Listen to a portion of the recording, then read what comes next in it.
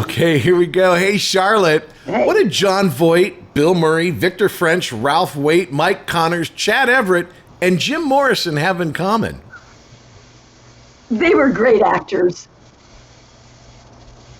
From the heart of Hollywood, it's the Patrick Labyorteaux Show with Patrick Labyorteaux. It's the Patrick Labyorteaux Show. Patrick Labyorteaux. He's the one you gotta know. Tonight's episode, Charlotte Stewart. Patrick Labyorteaux Show. He's the one you gotta know. Okay, you know her as Miss Beadle from Little House on the Prairie, and I know her as the hardest working woman in showbiz. Please welcome Charlotte Stewart. Woohoo! Okay, so before we get into all of these different things, the first thing anyone must do is first finish this podcast, listen to this podcast, and then the very next thing is go on Amazon and buy Charlotte's book. It's the most amazing book you will ever listen to or read. It is called Little House in the Hollywood Hills, A Bad Girl's Guide to Becoming Miss Beadle, Mary X, and Me. It is insanely good. And I know I seem to say that because I really loved Almanzo's book. I really loved Dean's book. But this is way, way better. There's a lot of stuff that she goes into, which will just, very little bit of it will be in this podcast. But She goes into great detail, and I really want to let you guys know that you got to read this book. It's one of the best biographies or self-biographies. What do they call that? Is that a different word? Autobiography. It's one of the best autobiographies ever. And I had the great pleasure of knowing this woman, and still I learned so much about it. Now, commercial out of the way. Hey, Charlotte, how are you? I'm really good. I'm good. Alive and well here in Napa, California. Exactly. So here's the deal. We obviously worked on Little House on the Prairie together, although we'll get into it because I don't know how much we worked together. But we were on at the same time for a very short period of time. But we've been hanging out at these conventions that we've been doing, and I've gotten to know you, and you are literally one of my favorite people, and you are the hardest working woman there. You never sit down. You just stand the whole time. I'm used to working shows with my husband, who does meteorites at gem and mineral shows. And if you sit down, people walk right by you. So we stand there and say, have you ever held a meteorite? And, we have a great time. Act 1, beginnings. So let's go to your secret origin. How did you find acting? How did you get into it? Oh my God. It was a mistake. I had no idea about, I had no desire to become an actor. I was in Yuba City, California, graduating from high school, and all my friends were going to college and UCLA and, and my grades were so bad I couldn't get into college, and I didn't know what I was going to do. And I saw an advertisement on the back of Teen magazine. Remember, I was 17.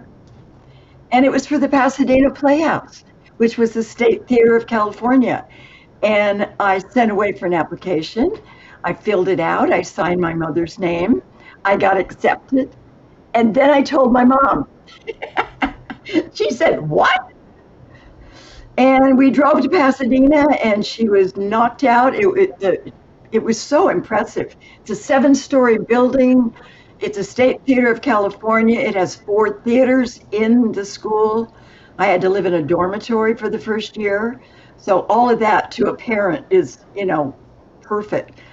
So well, not only yourself, but a lot of famous actors have come out of the Pasadena Playhouse, Dustin not to mention a lot of the Hoffman. famous productions. Who was there with John you? Voight, Wow. Dustin Hoffman.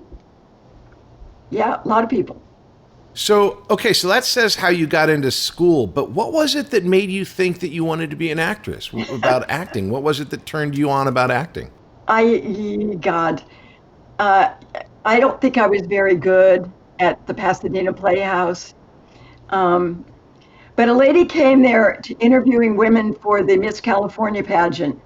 They wanted girls from small towns in California because they had LA and they had all the big cities. But I was from Yuba City, small farm town. So I got into the California beauty pageant because I was from a little town. And a talent scout was there and got me an interview for the Loretta Young show. That was my first time. And it was a lead. It was a big part. And didn't you win Yuba City? I mean, aren't you a champion in the beauty business? No, they just named me Miss Yuba City because it was a small town and they needed girls from small towns. Now, we just came back from this big, huge thing up in Northern California where we shot Little House up in Sonora and Jamestown. How close was that to where you grew up? Very close. Very, very close. Same territory, except Yuba City was farm town. My dad was a rancher. He grew peaches. He had 320 acres of peaches, prunes, and as we called it, almonds. Almonds. Almonds. Well, Dean's also from up in that area, so a lot of us, a lot of little folks on the prairie are coming from Northern California. Yeah. Now, I want to go over some of this because it's kind of mind-blowing, okay? You have over 77 credits on IMDb, meaning individual credits. That's not counting all the episodes you did on Little House or all the other shows. It's just more than 77 credits, separate ones. And here they go. So this is some of the shows you've done. The Loretta Young Show, as you mentioned.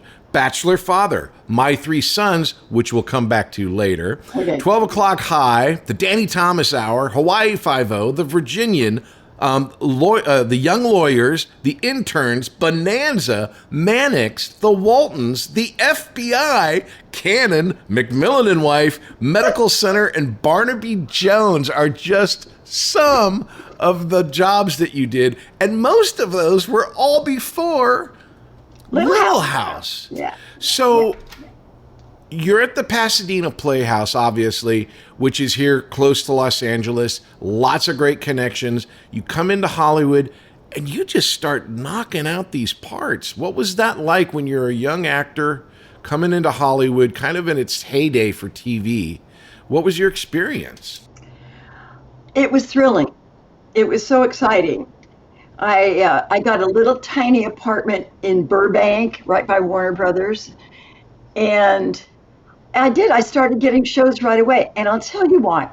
Because I looked very young. I could pass for 15, 16 years old. And well, that hasn't changed, honey. You still look very young. Well, they wanted actors who were over 21 just legally so they could work for longer hours. And I don't know what the other reasons were, but that's why I got so many parts, because I could still look very young.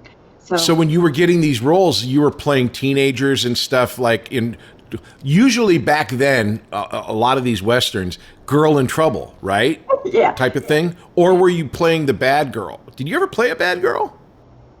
Only once on Hawaii Five-0. I played a drug addict. But and was that, did you get to go to Hawaii? Yeah, of course. Yeah. That's so cool. That was a big deal then. Yeah, it was. It was pretty cool. Yeah. Yeah. James MacArthur. Yeah. So you're doing all of these shows, and one of the things because I was a young actor as well, obviously. I'm an idiot. Of course, you worked with me. When you're a kid, what I love about the studios, and you were older than I was at this point, but what I loved about the studios is they kind of were like a fort. They're built like a fortified city where there's walls all the way around it. And once you're through the gate, you feel like you're in this magical world where almost anything can happen. And seriously, when we were shooting at Little House, we'd see Klingons and cowboys walk by our trailers, or they'd be shooting Grease, or it's like, and Warner's was famous for like gangsters and cowboys, and they had that great backlot. Right. What was your experience when you were dealing with all of these kind of magical? Did you like that studio feel, or was it just sort of like didn't matter to you? No, I loved it. Especially MGM. MGM was just incredible. If you go to lunch, when you're working in MGM, you go into the commissary there, and it's not like a cafeteria. It's like star-studded. It was because they're doing big films and TV shows, and I would just hold my breath and go in and think, oh my God, who am I going to see today? I mean, it was so. Now, when we ended up working at MGM for Little House, MGM became smaller and smaller. MGM was huge and sprawling. Did you ever get to work on the back lot before they tore that down? No, not for Little House. I was off the show before you moved to MGM. But I did work at MGM, and I'm trying to think of what it was I did there because I can't remember. That doesn't matter. But you did work with a guy named Gene Kelly. Now, I hear he was a young kid with a dream, and he directed you in this movie with Henry Fonda and Jimmy Stewart. I got to tell you a Gene Kelly story. Yeah. We were working on the Goldwyn lot. It wasn't MGM, it was at the Goldwyn lot in Hollywood, which is a very small studio. And Nickadale's wasn't Nickadale's, it was another lunch place around the corner. But he asked me if I wanted to go to lunch. And it wasn't just, the two of us, it was a couple other people. It was probably the Formosa right across the street. Yeah, it's still there. It's a landmark. It's a landmark now. Exactly. We go out of the gate for the studio and we're on Formosa, and he starts skipping along the street and I start skipping with him. So I'm dancing with Gene Kelly up Formosa all the way to the restaurant. And it was a silly little step that anybody can do. But in my heart I was going, I'm dancing with Gene Kelly. Absolutely. Oh my God. And he's your director, right? At this point, not only. Yeah. And so what was this project you were working on? It was, was it, God, I had it here. I don't remember. Right. But he was directing you, and you got to work with Jimmy Stewart and Henry Fonda, and it was just this huge, big movie. And of course, one of the great things about. Yeah, that's right. It was a feature film. I had a very, very tiny part in it. But I got. There are no small parts. There's only going to lunch with Gene Kelly and dancing.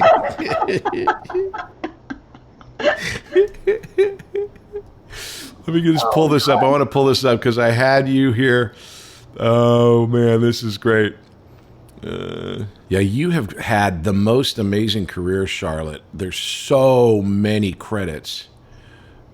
And I was lucky. And I got to say, I was a pretty good actress. I played kind of the same character in most of the things they hired me for. Until, like I said, Hawaii Five-0, where I was a drug addict. Right. And it was real different for me. The movie that we're talking about, that directed by Gene Kelly and Henry Fonda and Jimmy Stewart, was The Cheyenne Social Club. Yeah. That was in the early 70s. And again, just like a legendary cast, when you walk onto a set with these type of people, Stewart, what's that like?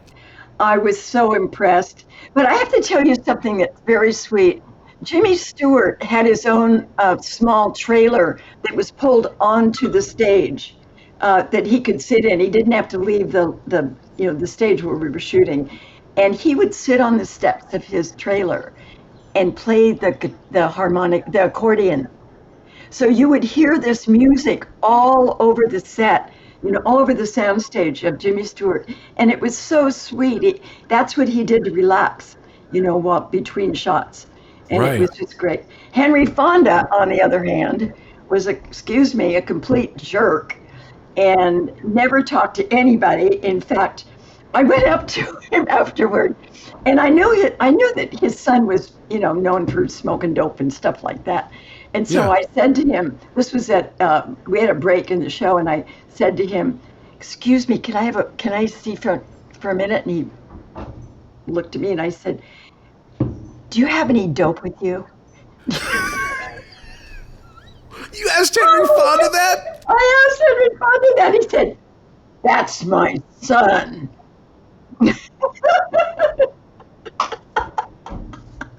Oh my God! Go take a break and smoke a couple of joints, Oh my God, that's awesome. We'll be back after these messages. Have you ever thought about becoming an actor and making your friends and family jealous? Well, have I got a deal for you. Here at Working Actors School, we offer many different classes so you can become a famous actor like me. And we have a delightful selection of classes, including Adult Weekly. It's every Wednesday at 5:30 p.m. Pacific. Here you will learn how to be an actor with other adults. How do we do it? How is it possible? Is it a miracle? Yes, it is. A miracle called Zoom. We teach everything online so you can become a famous actor and impress your friends and family. So if you want to be a famous actor and make your friends and family jealous, then you need to sign up at Working Actors School. You can get a hold of us at workingactorschool.com. You can sign up for classes at workingactorschool.com. You can make a reservation for the class online at workingactorschool.com. So come check us out. It's workingactorschool.com. Act 2. Success. Well, so you're doing so you're working all the time, right? And at this time, it's the late 60s, early 70s. I was around at that point, not only in Hollywood, but just on the planet.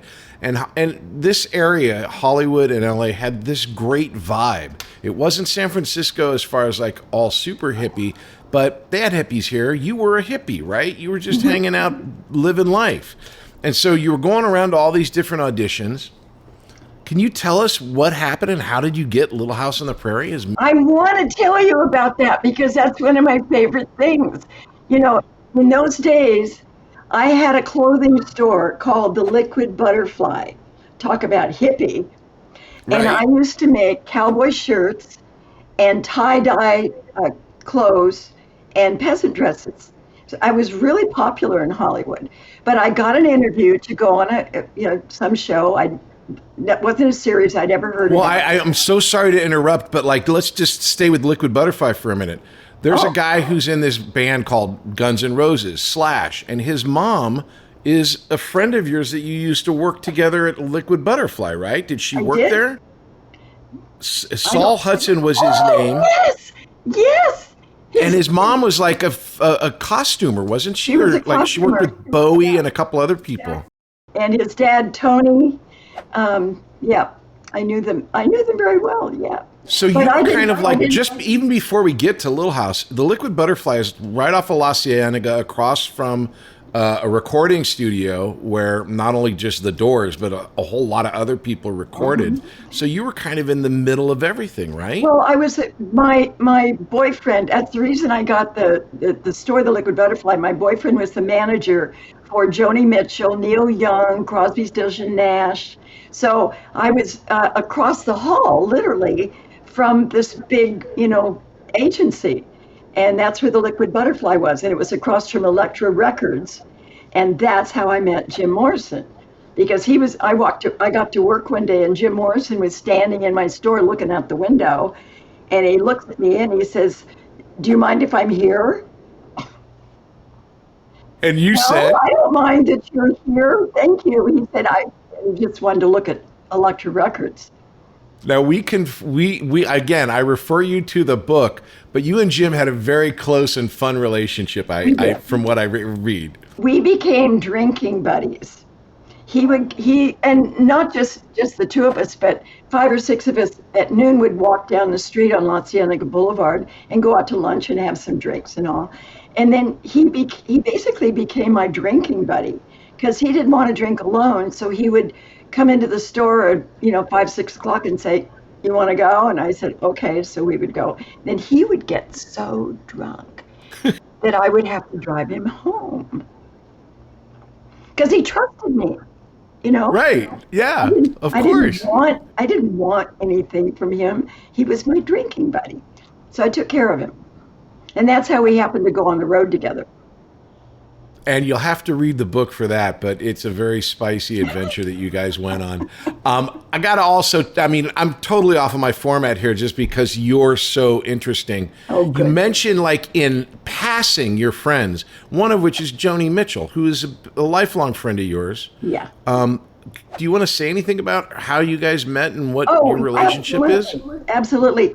I was living in Laurel Canyon, and Joni moved out from Canada to her manager was one of my friends, moved her into Laurel Canyon, and she didn't drive, she didn't have a car, and she started playing at the Troubadour, which is a relatively small club, And so she needed to... Which is just up the street. Oh, a special guest appearance by Michael. Yeah, there's Michael. There's Michael. He could not be so bored. Yikes. Yeah, right. And so the Troubadour is just right up the street from Liquid Butterfly as well, right? Yeah. Well, the Liquid Butterfly was in two different locations. First, it was on La Cienega, upstairs across from Elektra Records. Then we moved to Santa Monica Boulevard, and that's where I had a lot of walk-in traffic there. Very cool. So you guys met, she was performing, and you would take her to the Troubadour? You would drive her? You're like the Uber to the stars between Morrison. Yeah, because she didn't know anybody. She was, alone. She lived alone. There would be no music from the 60s if Charlotte wasn't taking them to the clubs. Oh, Ladies of the Canyon. Ladies of the Canyon. I was one of those, Wow. And you have had many of her paintings, right? She's given you a couple paintings. I had one that I just sold recently. If something happened to me and, I've got this big Joni Mitchell painting on my wall, it's going to end up in a garage somewhere. Right. So a friend of mine wanted to buy it, so I sold it. And Joni would have approved. It's okay. No, of course. Look, what I think is so special between you guys is, again, you mentioned it kind of with Jim Morrison. You have this ability where you're not like a ladder climber where you're looking to manipulate people to get something out of them. You're a true blue friend. You're always sweet. You're always willing to help. And these people that come into your life, like a Joni Mitchell or a Jim Morrison or however many, there's lists here. They find a real honest, and I mean that in all the ways. You're always honest, which makes you special in Hollywood. Person that they can rely on. Trusted me. Yeah, trustworthiness. Because I didn't want to use them. I didn't want to, take advantage of them. I was just kind of another person in Hollywood and wanted to hang out. So, okay. Again, there's a great Rolling Stones story that you have to read in her book.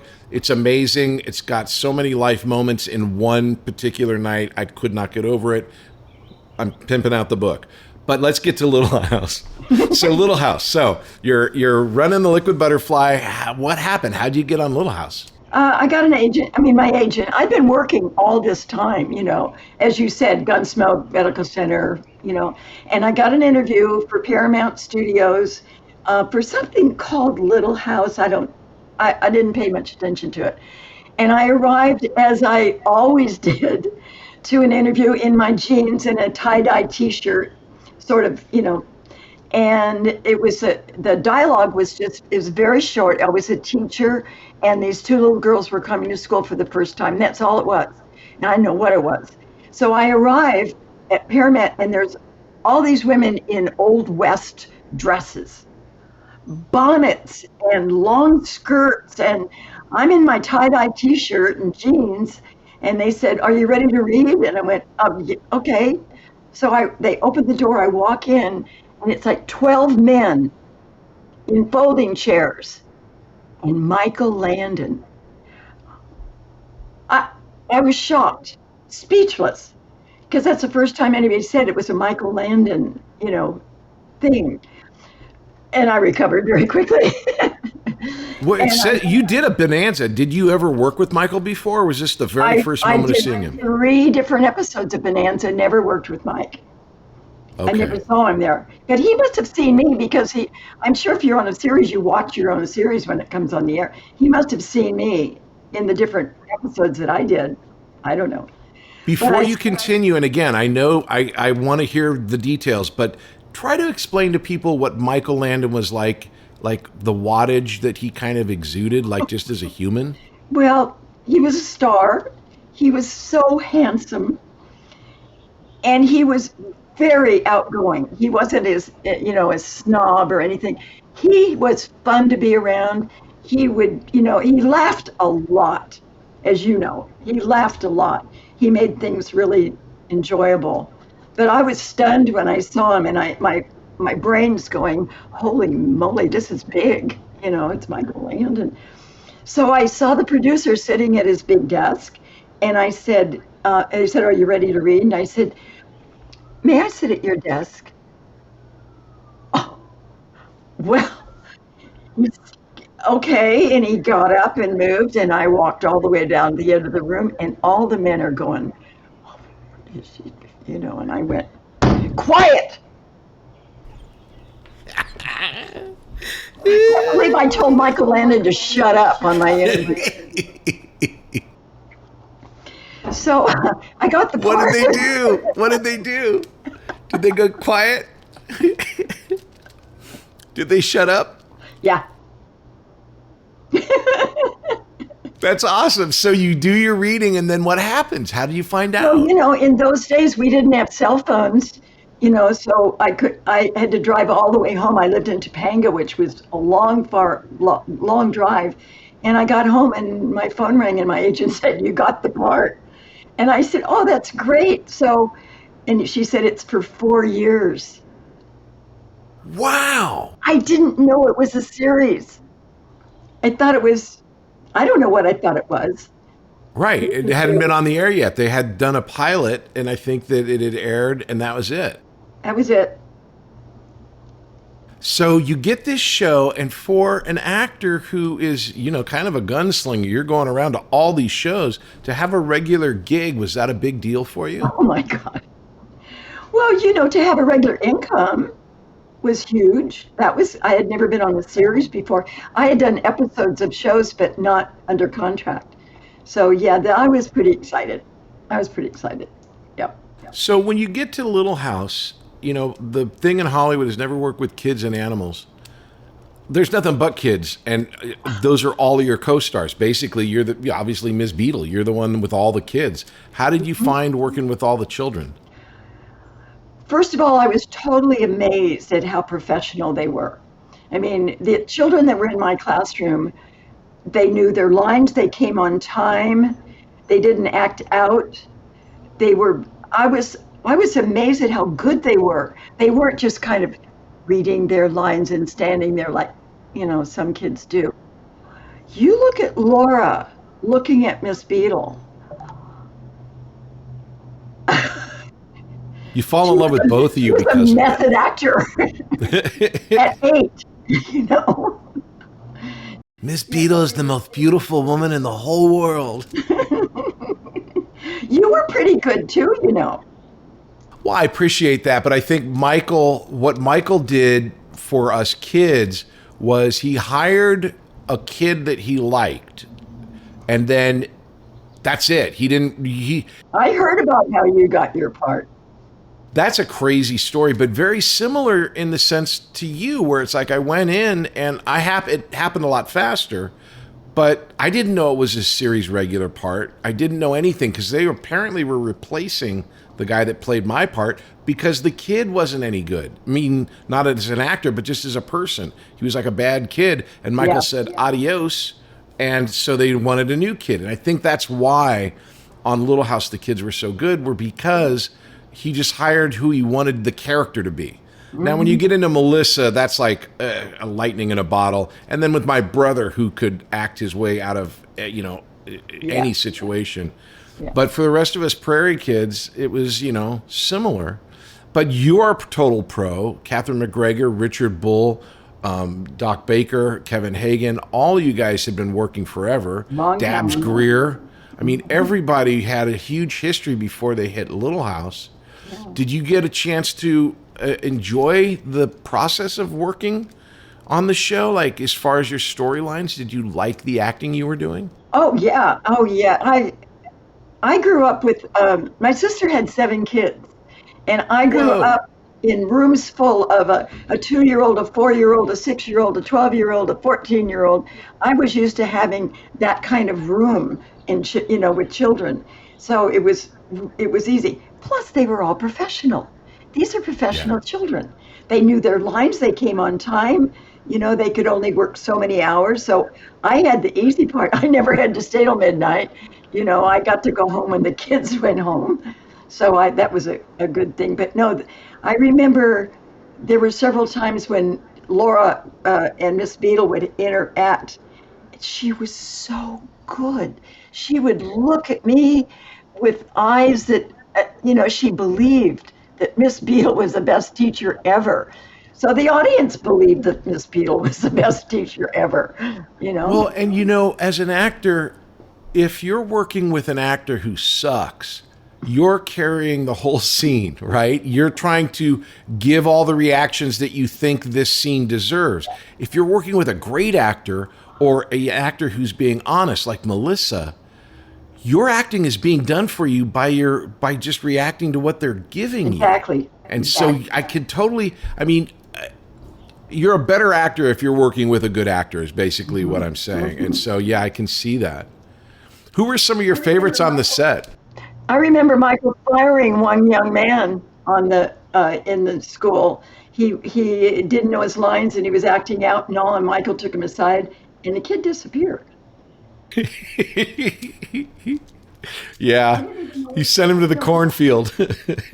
We'll be back after these messages. Hey there, I'm Patrick Labyorteaux, and I've been an actor since I was a little kid, so I know what it's like to be a little kid actor. So I have a class here called Youth Weekly, and that meets every Tuesday at 5:30 p.m. Pacific, and it is an awesome class if you are young and want to learn all about acting. We have a great set of kids, and it's taught on Zoom, so you can do it from anywhere. You can do it on your phone, you can do it on your laptop, on an iPad. It's awesome. I've had kids take a class while they were in the car coming back from soccer practice. I swear to you. So if acting is in your blood, come to workingactorschool.com and check out the Youth Weekly class every Tuesday at 5:30 p.m. Pacific. I'll see you there.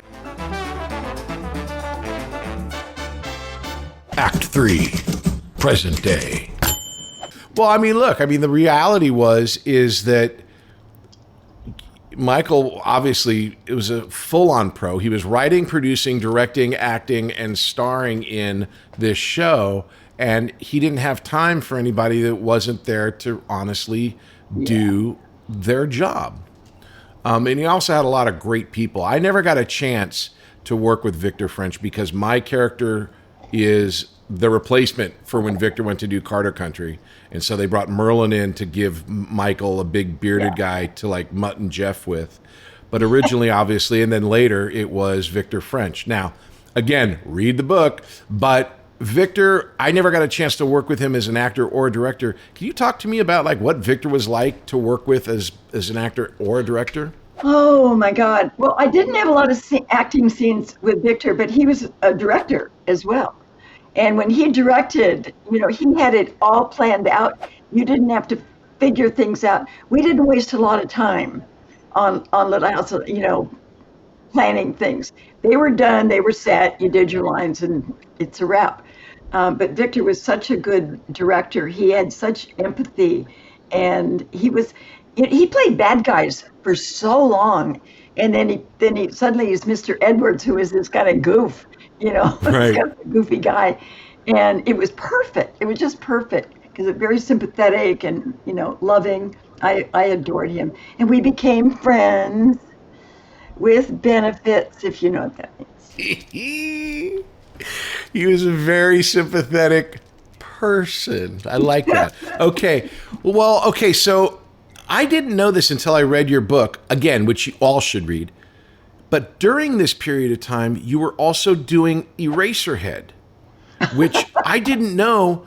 I love the movie Eraserhead, but I always thought that it was when you're doing a small budget, weird movie like Eraserhead, my experience is they always happen quickly. Eraserhead took like 7 years to make or something? Yeah, I only worked on it a couple of years. Most of that time was spent editing. David Lynch editing the show together, the movie. But I did overlap kind of a couple of times. I overlapped once with the Waltons, which was very interesting. I had worked, sometimes David only liked to work at night. David Lynch was a night shooter. And so I was working all night long on Eraserhead and then showed up at 6 a.m. at Paramount to work on the Waltons or Warner Brothers, I don't know where I was. And I was a blithering idiot and could hardly tell where I was.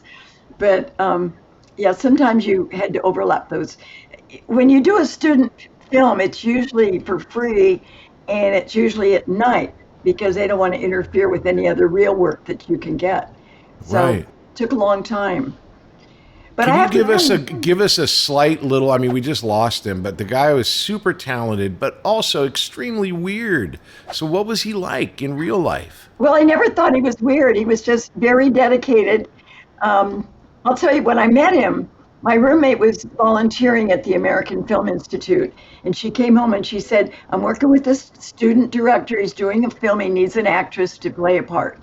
And so I've invited him for dinner. So David came to dinner with his wife at the time, and he's wearing a Panama hat, 3 neckties, suit, coat, 3 neckties. I asked him about that. He said, "Oh, well, I always wear my lucky tie, and then I always wear a tie, like most men do. And then I had a special tie because I was coming to dinner to meet you." So that's It's how I such a met perfect him. David Lynchism. Absolutely. So, not on the same day, but within the same realm, you're working with Michael Landon, director, who is like the guy that knows every lens, everything about production, has been doing it for 20 years. And then you're also working with David Lynch, who is a student at this time. How is it to go between those two worlds as an actor and working with that dichotomy of a director? Well, I'll give you an example. To do Little House on the Prairie, which is usually about an hour long, and to do Eraserhead, which was a little over an hour long, Eraserhead took 4 years, and Michael Landon took like 5 days. Did I give you an idea? So usually directors will tell you, they'll talk to you about the emotions of what the characters are feeling and talk about intention and the spine of the scene or what's happening in the scene before. But in your book, I heard that David would give you pictures or talk about animals that would let you find the emotion. Is that right? I don't know what that refers to, and I'm sure I did it. I wrote something about it, but You were just explaining that he would tell you, he would show you paintings and stuff about how he was feeling about what this was like. Because Eraserhead, if you haven't seen it, Eraserhead is really, really weird. I don't mean, it's remember. very impressionistic. But I remember one where there's a scene where Mary is in Eraserhead, where Mary is leaving Henry, and she reaches under the bed to get her suitcase, and he said, "I want you to pull on it until I tell you to bring it out. Pull and pull." So I did, and I think I pulled 12 times or something. I'm pulling, and I'm getting angry, and I'm pulling, and he finally goes, "Okay." I get the suitcase, and I say to Henry, "And you better take care of him."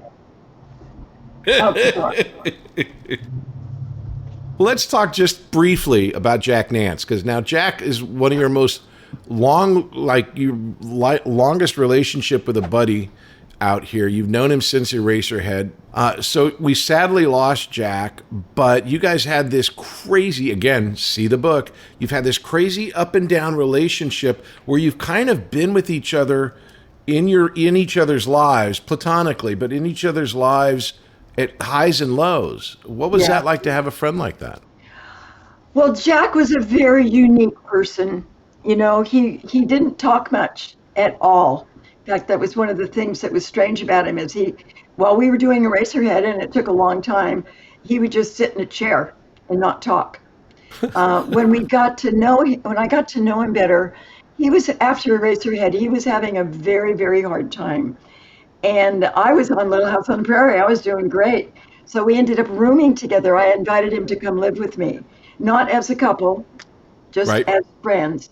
And then after Little House, then we did Twin Peaks together with David Lynch. And we became very good friends. We were connected for so long. And then he had a pretty bad drinking problem, and it ended up taking his life, really. Right. So, but we had a lot of fun together, Well, I mean, not only that, but you had a lot of sobriety together, you had a lot of fun together, and you had a friendship that it's really beautiful when you read it in the book of the support that you kind of give each other, and in his own way, the support that,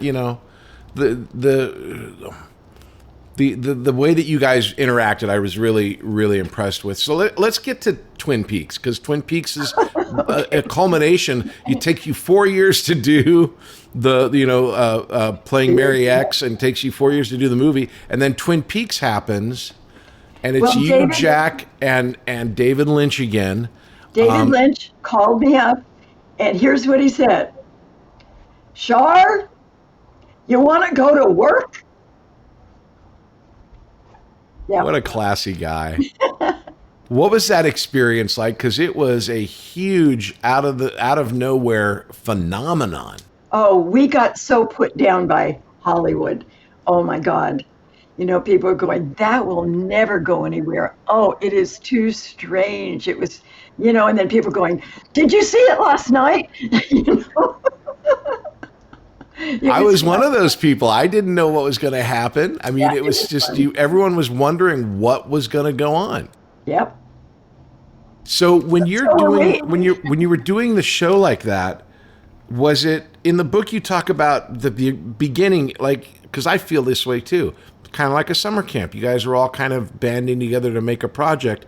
And then as it became more and more successful and popular in the sense that the network started paying more attention to it, then you started they were only giving you the scenes that you were in and not the whole scripts. And well, that was one of the things. They didn't want the cast to know too much about what was happening in the story, so they wouldn't let us know.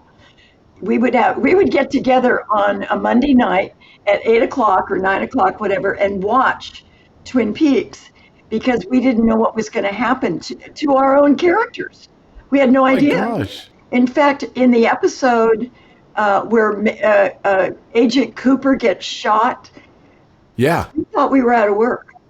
We all looked at each other like, is it over? It's not past David to end a show like that, just like doing it like that. Yeah, absolutely. And he said if the network hadn't picked it up, that was the end of the show. Was the lead character get shot. Boop. What was it like because you came back for the reboot or the return? What was that like? It was great. It was David Lynch, So, okay, before we leave this area, because it's been, obviously people love Little House. Do you have a favorite Little House episode you were in? Oh, my goodness. Oh, gosh. I think, and it wasn't a very big one, but it's where Miss Beadle gets fired.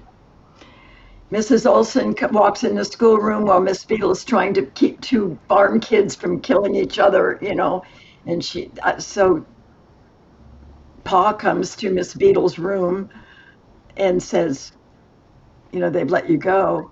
And Victor French directed that. Right. And so Pa's standing in the doorway, and I'm looking out the window, and Victor said, don't let them see you're upset. So I had to suck it in and accept it. Victor saw that. That is such a great direction, because what it does for the actor is it adds a layer of, as soon as you can't emote, then it just bubbles up out of nowhere. It's hard to keep it down. But I got hired back. There you go. Yeah, good. They Little House. replaced me with a real jerk. Okay, cool. Well, one last question for Little House, and I'm not going to let you squirrel out of this. Who is your favorite person to work with on Little House on the Prairie, period? Melissa Gilbert. It's a great answer. How old was she when she started? Was she like 8, 9? Something like that. I mean, she was literally like just a baby. She was so good.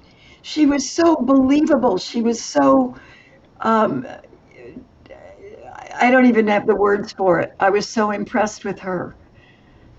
That's sweet. I mean, it's true. And it's like to this day, I tell this story, I'm always amazed.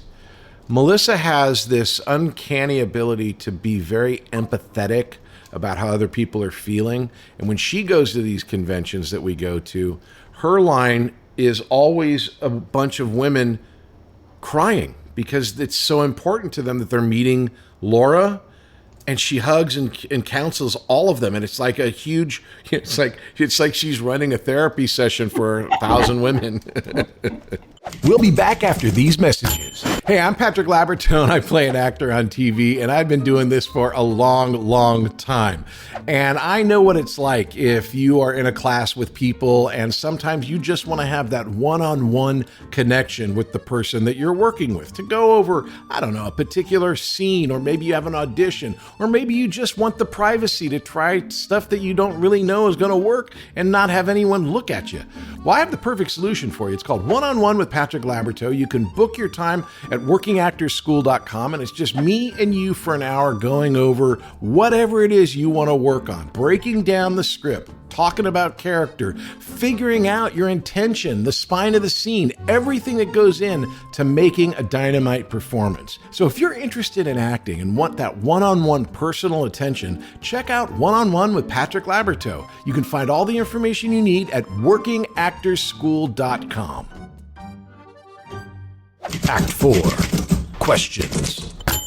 Okay, so we're into the questions now, sweetie. Here are the questions. I'm going to ask you these questions. I ask everybody these questions. My wife, Tina, came up with these questions, so Tina's got to know. And the first question is called, Show Me the Money. What is your biggest missed financial opportunity? Probably asking for more money. Good answer. Especially for Little House on the Prairie, I was so grateful that somebody hired me for 4 years that I never even questioned the money. And I look back on it, and I wasn't making that much, but I didn't question it at all.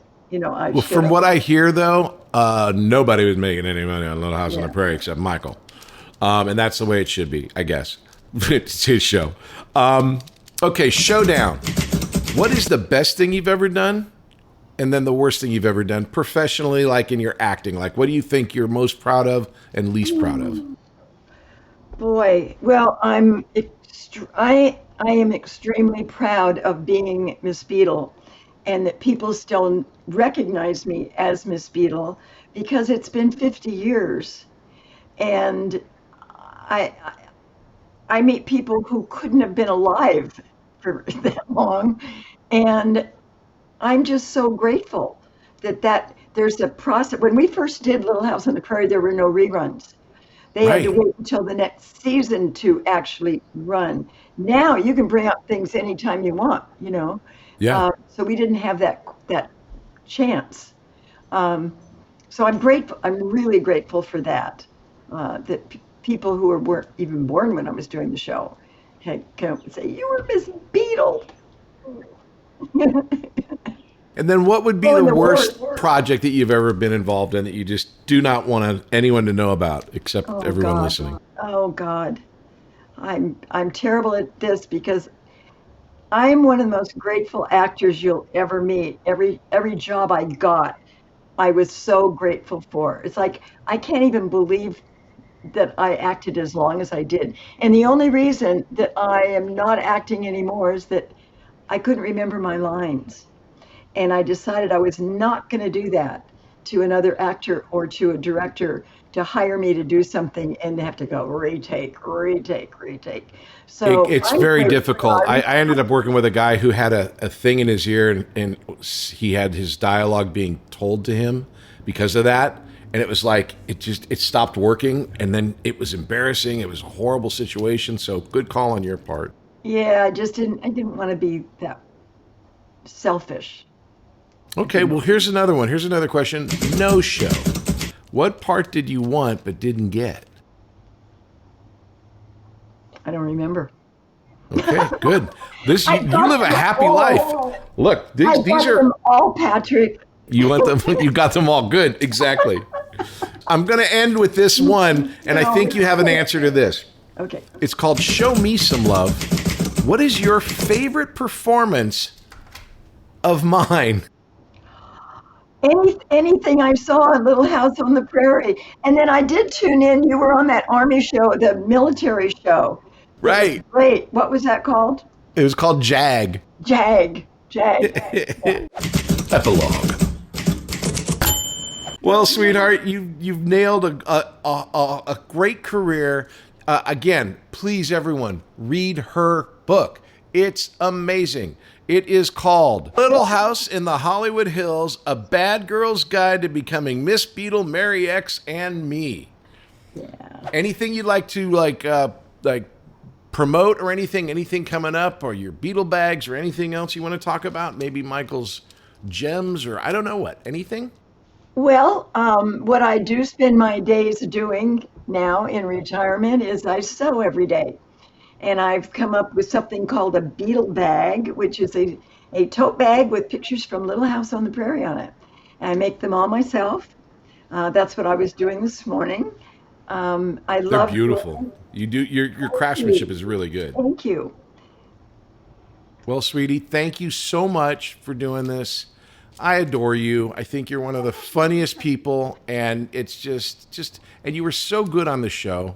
Thanks. And I loved. We didn't even talk about Tremors, which is another another great movie that is just a whole bunch of fun. So we'll have to have you back, but until then, thank you so much. I love you, and thank you so much for doing this. God bless you. I love you too. It's the Patrick Labyorteaux Show. Patrick Labyorteaux. He's the one you gotta know. Hey, everybody. I'm so glad that you're enjoying the podcast and checking it out. It is an audio podcast wherever you get your audio podcast, and it's a video podcast over on YouTube. My socials are all patrick.labyorteaux, and that is on Instagram, on YouTube, on TikTok. I'm everywhere. If you want information on the school, you can go to workingactorsschool.com. We have classes going all the time. It's a lot of fun. I suggest you check it out. Hey, we'll see you next time. It's the Patrick Labyorteaux Show. Patrick Labyorteaux. He's the one you gotta know. If you like the show, please take a moment to rate, review, and subscribe. It really does help the show to grow. Thank you for listening.